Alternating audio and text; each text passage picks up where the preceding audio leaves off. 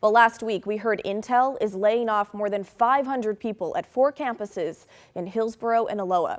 That news alone set off some alarm bells after Intel laid off about 3,000 people in Oregon last year. But then, late last week, a bomb dropped. Intel isn't just laying off 500 people.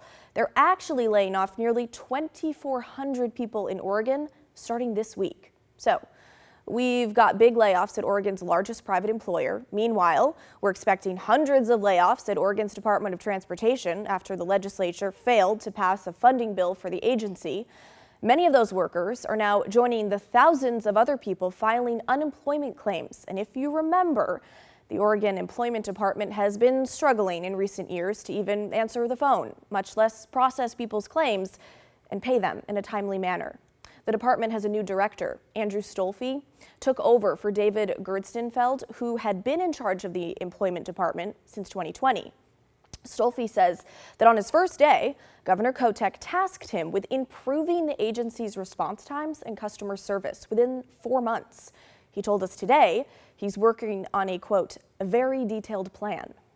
The agency has owned the challenges that we've experienced.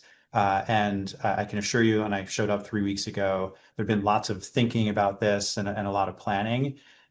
What I'm doing is digging into that to see what's done and maybe what hasn't been done and what barriers existed to accomplishing that, whether they're people barriers, resources, et cetera.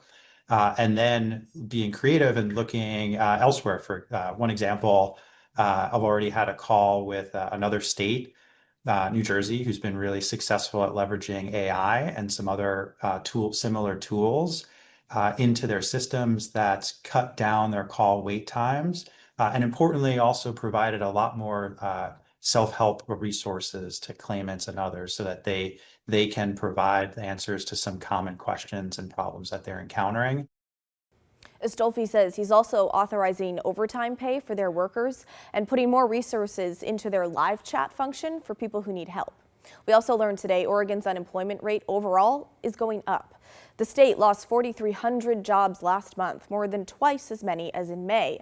Manufacturing lost the most jobs, but healthcare added jobs. Over the past year, the agency says the state has added only 8,700 jobs, which is slow by historical standards. Right now, Oregon's unemployment rate is 4.9%. That was higher than the U.S. rate of 4.1%. Oregon's unemployment rate has ticked up by just 1/10 of a percentage point, but it's done so every month so far in 2025.